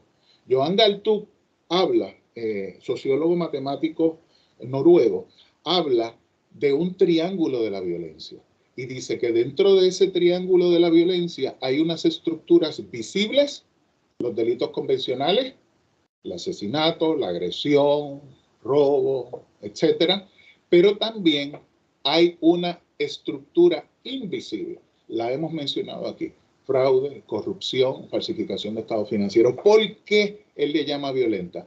Porque en la medida que atrasa el desarrollo de un país, ya sea encareciendo los costos, haciendo que fondos no lleguen a las personas necesitadas, eso es considerado violencia. Tengo un ejemplo de lo más interesante, como me acaba de pedir Jessica, con Puerto Rico. En los últimos 5 o 6 años, Puerto Rico ha tenido un huracán categoría 5, terremotos que a categoría 5 no lo teníamos hace más de 100 años, terremotos que Puerto Rico no había tenido hace más de 100 años, una pandemia hace más de 100 años, eso en términos globales, y también tuvimos un huracán durante la pandemia, interesante, y ese huracán durante la pandemia, que pensamos que si habíamos aguantado uno categoría 5, uno categoría 2 era como un viento de verano.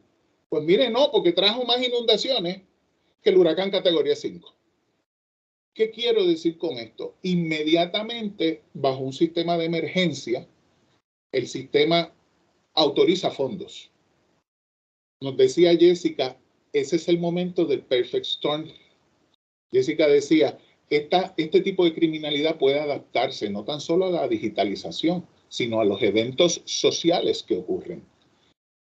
Y se aprovecharon de esa aprobación de ayudas económicas especiales, muchas de ellas federales, otras nacionales, las menos, y crearon esquemas de fraude.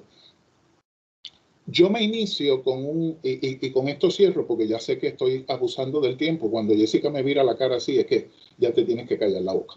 De cualquier manera, yo me inicié en esta carrera, un golpe que recibí en esta carrera en el ataque a las Torres Gemelas. Muy breve voy a explicar esto. Yo era director de la unidad antifraude del Comisionado de Seguros de Puerto Rico en el 2001. Entonces, una semana después del ataque, la National Insurance Crime Bureau solicitó ayuda a los profesionales en el área de antifraude para que visitaran y apoyaran la gestión que se estaba realizando. Todavía en ese momento estaban moviendo piedras, estaban moviendo todo el debris que quedó después de ese ataque, buscando todavía, si era posibilidad, alguna vida. Yo no sabía bien para qué nos habían movilizado cuando me piden que vaya. Cuando voy y participo, es que desde el otro día del evento, al otro día de haber pasado eso, se empezaron a registrar 2 tipos de fraude a la industria de seguros. Uno, los camiones que entraban a buscar materiales de desecho y se iban a entregar esos materiales a un área específica que se había diseñado, podían hacer 2 y 3 viajes y estaban facturando a las compañías entre 5 a 7 viajes. El día después del evento, posiblemente uno de los ataques más poderosos y que han ocasionado más daño dentro del territorio norteamericano, al otro día del evento.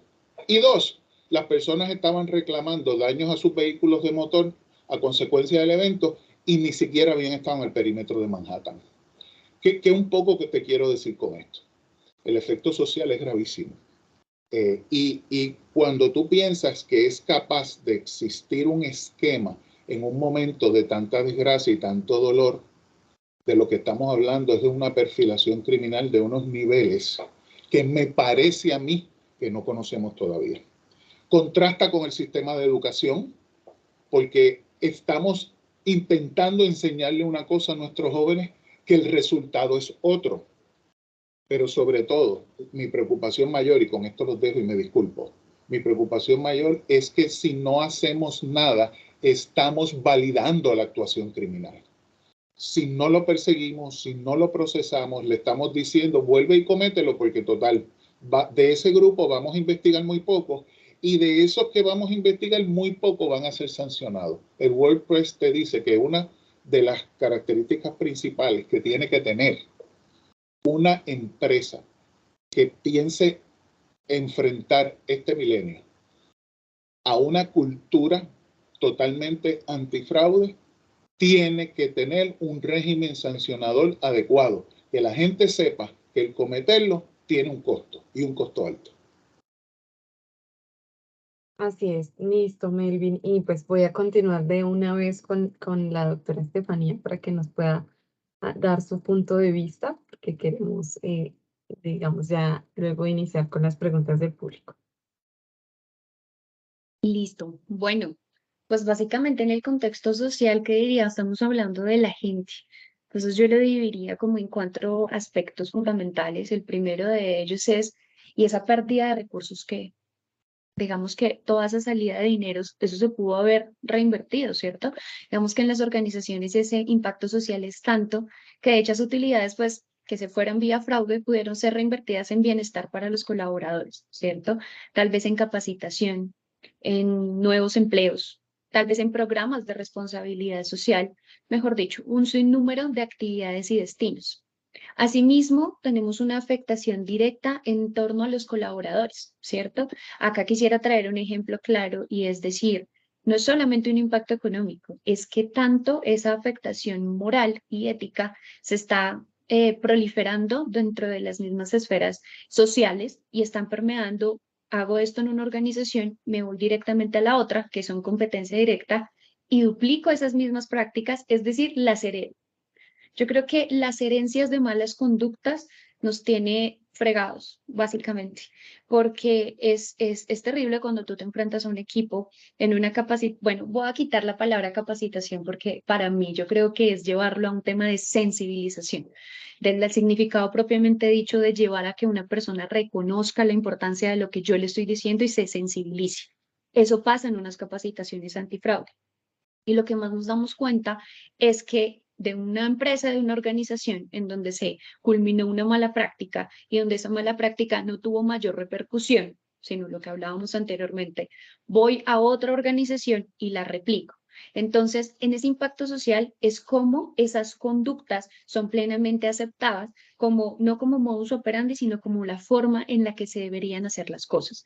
Hablando de un ejemplo claro en el sector, es tienes que cumplir una meta específica, vender X número de líneas, te faltan 2 días para llegar. Bueno, pues entonces metamos 5 líneas falsas a un mismo cliente. Y antes de que llegue el corta, yo se las cancelo. ¿Es fraude? Muy seguramente le preguntas a esa persona, hey, ¿tú crees que eso es? No, no es fraude.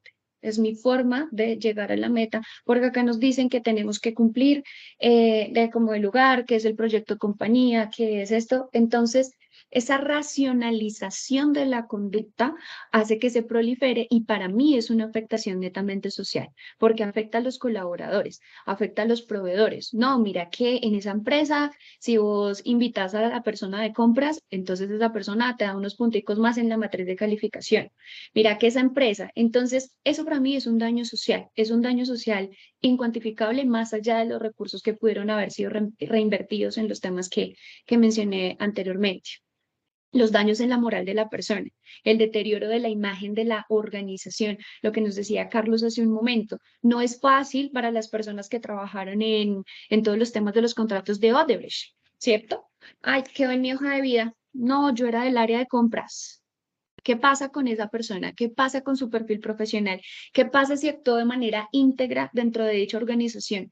¿Cuál es esa afectación a su perfil por un simple estigma de algunas conductas que se vieron y que muy seguramente pudieron haber estado fuera de su alcance? Eso es una afectación social para mí.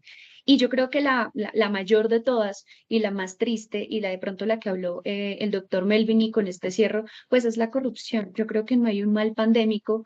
Yo tengo un artículo que le llamo el corrupnavirus de toda la pandemia porque la corrupción es la mayor pandemia de todas. ¿Sí? Y no es solamente en Colombia, no es solo a nivel Latinoamérica, es a lo transversal de todos los continentes, ¿cierto? Entonces, adicionalmente, y aparte de todo este tema de corrupción, las personas que sufrieron algún fraude, digamos que está propiamente dicho, que todos los fraudes financieros, todos los fraudes bancarios, los de suplantación de identidad, pues presentan problemas de salud mental, disminuyen una calidad de vida. ¿cierto? Las pérdidas económicas en muchas ocasiones pueden provocar un mayor endeudamiento en las personas que fueron perpetradas y por eso representa angustias, cambios en su comportamiento, bajo de ánimo, baja autoestima, hasta pensamientos suicidas. Entonces, si lo vemos de una forma holística, yo creo que el impacto social, viéndolo desde todas las aristas, es uno de los más importantes en el reconocimiento de este flagelo. Muchísimas gracias, Estefanía y doctor Carlos.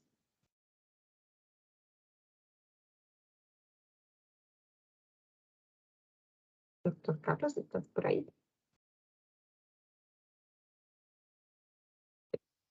Estás silenciado. Perdón.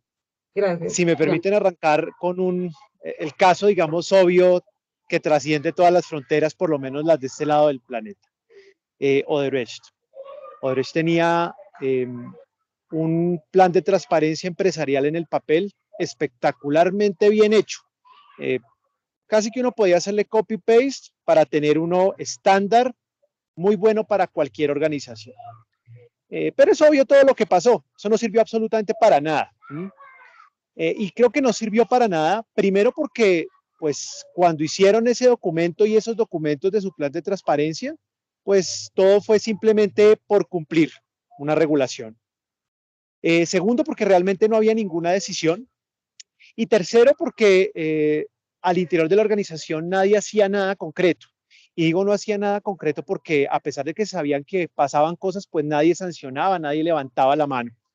Entonces, quizá un poquito arrancando al revés, pues lo primero que uno siempre tiene que hacer en este tipo de situaciones, más que tener perfectamente bien escrito su plan de transparencia o lo que sea, y yo siempre lo recomiendo, es usted tiene que preocuparse por tener un sistema sancionatorio interno que realmente sea efectivo, que realmente le sirva, y que cada vez que haga algo, publíquelo como corresponde, desde luego respetando pues, cierta información que es reservada, la identidad de las personas, cuando corresponde y demás, pero usted tiene que mostrar que al interior de la organización usted sí está haciendo algo. Muchas veces uno encuentra que se dan cuenta o alguien levanta la mano sobre alguna situación irregular, una situación fraudulenta, pero ¿qué sucede? La organización decide callar, la organización decide ocultar, no decide mandar ningún mensaje que permita entender que la organización no tolera el fraude, que realmente eso no va con ellos. Ahí, si eso no se hace, pues todo lo demás es simplemente papel. Segundo, la decisión. Y la decisión es, aunque puede parecer un poquito, digamos, parezca que no es realmente una acción concreta, en realidad la decisión es la acción concreta más importante. Si una organización, si sus directivos y en general todas las personas que la integran no quieren hacer nada al respecto, pues no importa lo que realmente se haga. La decisión, las ganas de no actuar de manera contraria a derecho, las ganas reales de hacer las cosas bien, de entender que actuar fraudulentamente per se no está bien. Eso es absolutamente esencial. Y tercero, miren, organizaciones, dejen de enredarse con una cantidad de manuales, de procedimientos, de una cantidad de documentos que nadie conoce. Usted tiene que hacer es cosas sencillas, prácticas y que cualquier persona pueda manejar. Me decía alguien a mí que lo entienda tanto el vigilante que tal vez solamente sabe escribir, así como el presidente o la presidenta de la compañía que es PhD. Tiene que poderlo comprender todo el mundo tiene que poderlo hacer. Si la cuestión está hecha únicamente para que grandes expertos comprendan el tema, para que se pueda llevar a cabo una debida diligencia con una cantidad de procedimientos muy bien elaborados, pues eso realmente no va a servir. El impacto social, pues creo que siempre es evidente, y vuelvo a mi asunto, al ejemplo dado de Odebrecht. Pues el problema de Odebrecht no es que Odebrecht pues quedó su reputación por el piso. El problema de Odebrecht en Colombia y en distintos países del mundo es que las obras no se ejecutaron, que los servidores públicos pues terminaron también corrompidos por toda esta situación y por lo tanto el Estado perdió legitimidad, la sociedad perdió credibilidad en sus instituciones. El impacto social creo que es apenas evidente como consecuencia de cualquier situación de fraude. Así es, muchísimas gracias. Bueno, no voy a hacer acá mayor acotación porque creo que han resumido muy bien este impacto social. Los tres, digamos que hay 4 aspectos fundamentales para resumir de este impacto social. El impacto directamente en los recursos que son, que deberían ser bien administrados para la educación, para los desastres naturales, para tener una mejor sociedad.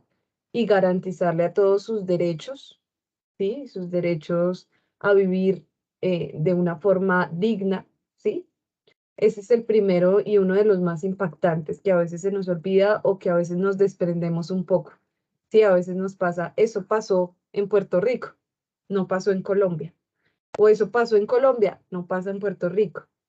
Y como ustedes lo decían, hay algo detrás de ahí, es también nosotros debemos tener esa sensibilidad hacia lo que sucede en otros lugares, sensibilidad a cómo eso también nos impacta a nosotros o actualmente qué está pasando con el tema de Rusia, con muchos temas a nivel de cambios políticos, a nivel internacional que se están dando y cómo eso también nos impacta a nosotros. Entonces, no seamos inmunes a lo que está sucediendo frente al fraude y que como me gustó mucho ese título, como lo definía la doctora Estefanía, y es la coronavirus, que El era coronavirus. el coronavirus, exacto, que realmente efectivamente este es el mal que nos ha quejado siempre. Otro aspecto que también tocaban era la salud mental. Wow, creo que es una de las tertulias, y aunque hoy no vamos a hablar y ya hemos tenido una tertulia sobre este aspecto, pero ¿cómo impacta esto nuestra salud mental? La salud mental de las víctimas, ¿sí? De aquellos que dicen, ok, entré a comprar un servicio y me cometieron fraude a nivel digital, pero también los empleados que dicen, como tú lo decías, que se ven afectados y dicen, ok, yo me vi afectada por un fraude en el cual yo no me vi involucrada, yo fui una colaboradora honesta, entonces los colaboradores honestos también se ven afectados. Y asimismo también esto cómo impacta de alguna u otra manera, y como lo decía el doctor Carlos, y estoy agrupando lo que dijeron los tres, algo muy importante y es el tema de nuestra cultura hacia el comportamiento deshonesto. Y lo hablábamos hace poco también en esta reunión con el doctor Melvin, decíamos, acá está muchos dichos, no sé, allá en Puerto Rico ya hablaremos un poco de eso, pero acá hay muchos dichos que asocian el comportamiento deshonesto como algo positivo, como el vivo vive el bobo, a papaya puesta, papaya partida, el que, pues si usted dio el papayazo, yo me aprovecho, quien puede es el que debe hacerlo, y siempre estamos generando una cultura de la deshonestidad, ¿sí? De incluso vamos a colarnos en el Transmilenio, hágale que eso igual estamos pagando por eso, hágale que los impuestos, hágale que eso, y cada vez estamos desarrollando comportamientos y conductas deshonestos y no nos damos cuenta que todos somos agentes partícipes en esta sociedad de generar una cultura más íntegra y más honesta. Y vamos de una vez a irnos con las preguntas del público porque ya nos queda muy poquito tiempo. Seguramente no vamos a alcanzar a agruparlas todas porque son muchas, pero vamos a ir una a una. Esta quiero dirigirla directamente al doctor Melvin y es, ¿qué teorías explican el miedo de las organizaciones a socializar sus eventos de fraude? Nos la hace Darío Alexander Olar. Sí, yo creo, tengo la impresión y puedo utilizar también como texto de referencia el del Howard Davia, Fraude 101, y es que es una valoración que se hace de la pérdida reputacional que sería para una empresa dedicada al sector financiero admitir que dentro de su reclutamiento existen criminales, ¿verdad? Para llamarle de la manera en que. Entonces, alguien en la empresa evalúa el costo reputacional que eso tendría en un sector de la población. Por eso dije en un momento que hay que generar una cultura adecuada en términos del antifraude. Entonces termina, como decía Estefanía, el que cometió el acto termina cobrando para irse. Termina recibiendo una compensación para que se vaya. Número uno. A mí me parece que ese es el costo principal. Número dos, te tengo que decir que estamos prestando muy poco caso al reclutamiento. En ocasiones yo he visto empresas que tardan un año, tal vez más, apoyando, justificando una nueva plaza para determinado lugar en la empresa. Y después quieren contratar al sujeto en 1 o 2 semanas, sin hacer un due diligence, sin hacer un estudio realmente o lo que le llaman la investigación de trasfondo, sin tomar en consideración elementos tan importantes, no como las destrezas duras, ¿verdad? Los hard skills, sino los soft skills.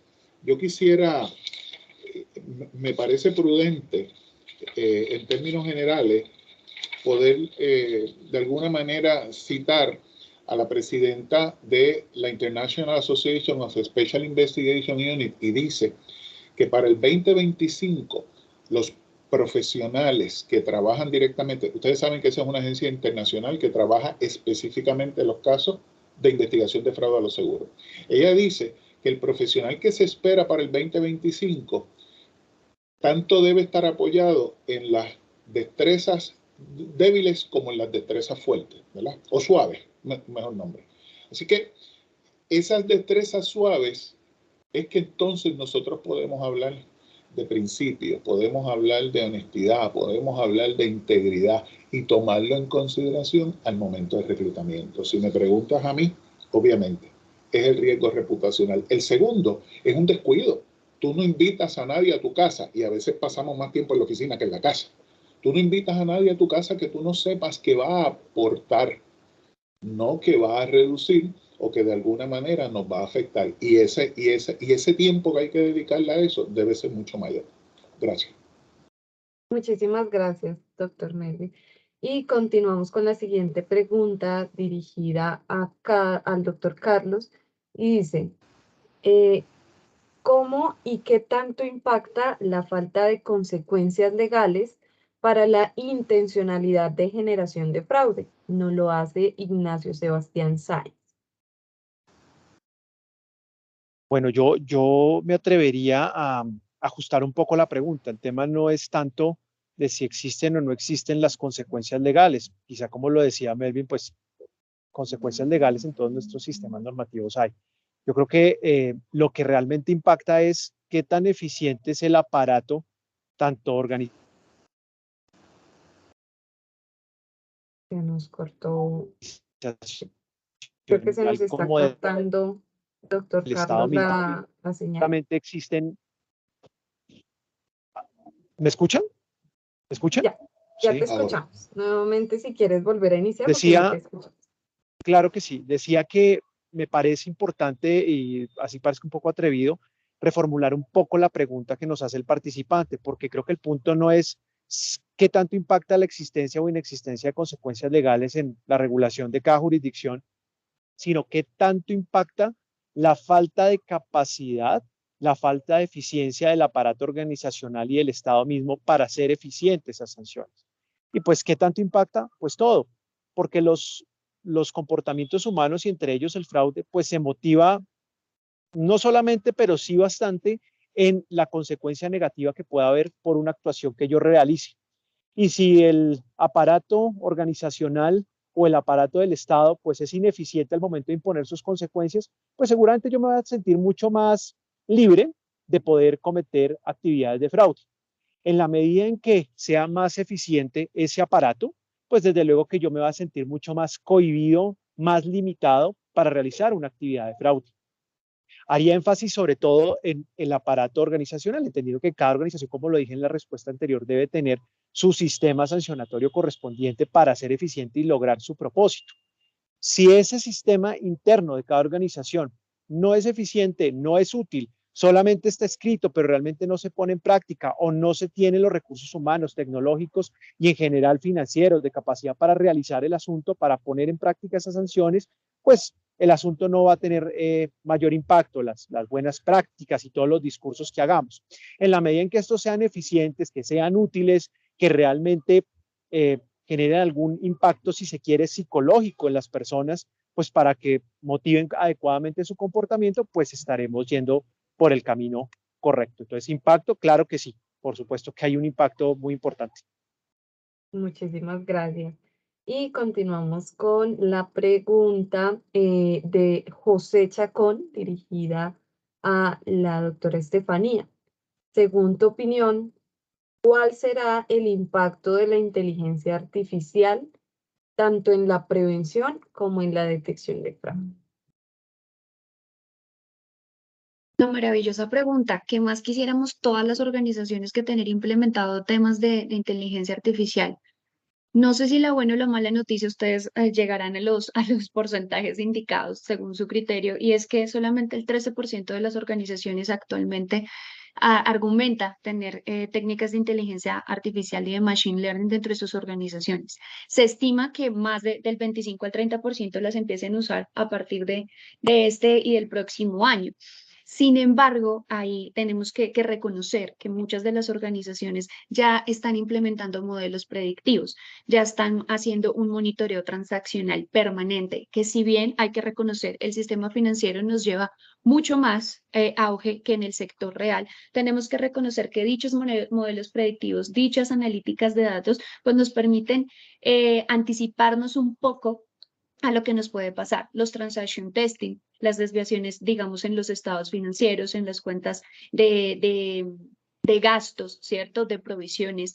Todas estas desviaciones mediante lo que es la analítica de datos nos permite favorecer red flags e interpretar algún tipo de tendencias y podernos adentrar antes de que el fraude sea absolutamente materializado. Lo mismo, en las áreas de cumplimiento, ¿qué haríamos nosotros sin todos estos programas o estos software de debidas diligencias, de debidas diligencias de conocimiento de contrapartes? Imagínate nosotros haciendo manualmente la consulta de listas restrictivas en una a una por cada tercero que se nos vaya a vincular a la compañía.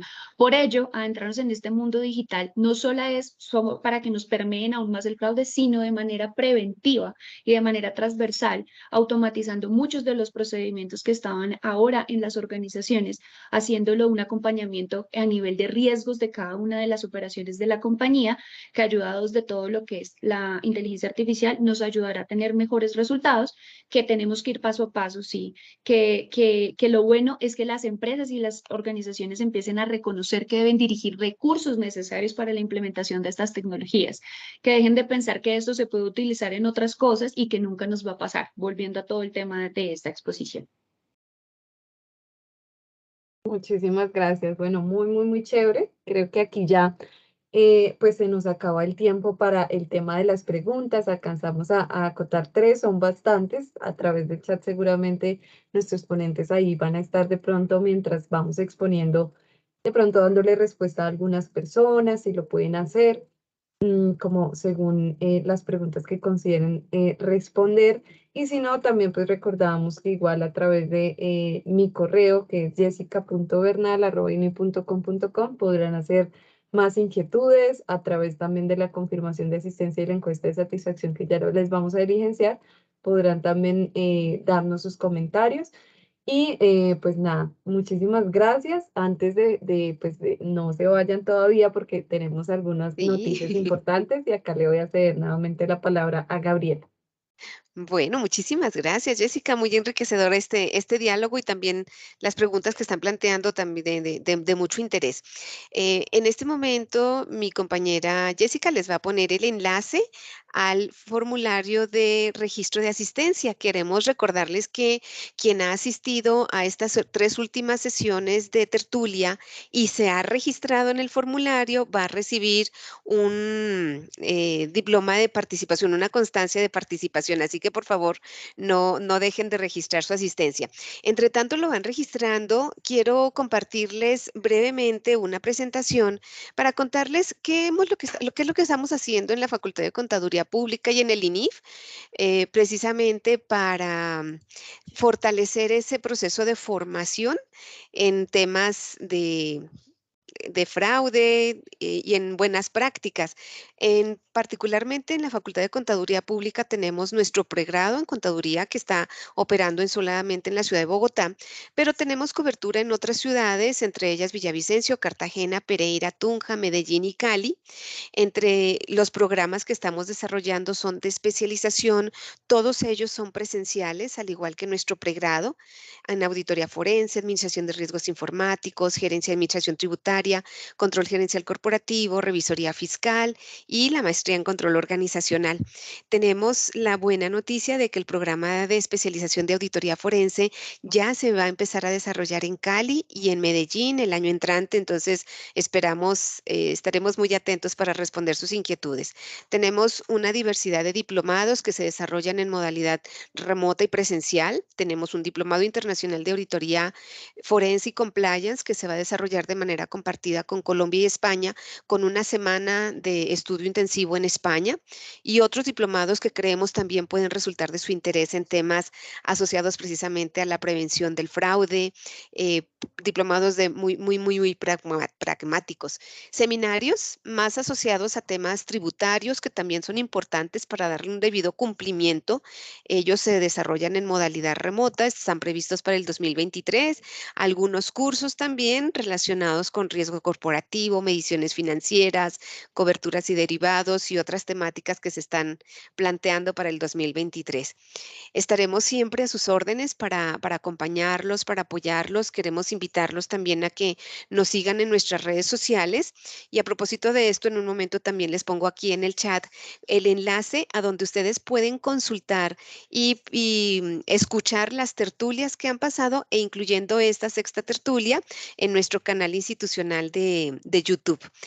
Muchas gracias por esto, Jessica. Te invito ahora a que tú presentes cuáles son las iniciativas que tiene el INIF y pues bueno, también contarnos cómo fue ese balance de participación en las tertulias que tuvimos durante este año. Listo, muchísimas gracias. Sí, efectivamente, como todos lo hemos mencionado y como ya les he dicho, creo que pues hemos venido ya desde el 2017 desarrollando estas tertulias antifraude con la Universidad Externa de Colombia. En lo corrido del 2022 tenemos ya 1.352 asistentes. Hemos tenido, digamos que diferentes temáticas, por supuesto la de hoy no está incluida, pero pues la incluiremos y seguramente les enviaremos un resumen con los resultados del día de hoy. Y hemos tenido pues diferentes temáticas. Una de las temáticas donde más, digamos, asistentes tuvimos fue la cuarta, que fue la perspectiva humana frente al fraude, porque realizamos actividades fraudulentas con 407 personas o asistentes. Hemos tenido asistentes de Canadá, Estados Unidos, República Dominicana, México, Guatemala, Panamá, Salvador, Nicaragua, Ecuador, Perú, Chile, Argentina, que por ahí veía el día de hoy que nos saludaba nuevamente de Argentina, Paraguay, Colombia, por supuesto, y Venezuela. Entonces, realmente hemos alcanzado más de 15 países como asistentes. Vemos que es una tertulia que ha ido creciendo, que a nivel internacional tiene un impacto significativo y que cada vez vemos que son más necesarias y para muchos son muy importantes, temas muy interesantes que les llaman la atención, que son de gestión oportuna y que hoy de verdad, gracias a la conferencia que tuvimos con nuestros ponentes, nos pudieron, digamos que confirmar mucho más que efectivamente la gestión del fraude es una constante, que todos debemos involucrarnos, que todos somos agentes partícipes de esa gestión de fraude para evitar justamente que el impacto llegue a todas las consecuencias que ya vimos con nuestros ponentes del día de hoy. Para mí es un honor poder estar con ponentes de talla internacional, de talla nacional, con tanto conocimiento, experticia, doctores, especialistas, profesores y docentes que han sido partícipes de esta actividad y que nos han llevado a culminar un año con grandes logros. Esperamos el próximo año sea también con muchísimos logros.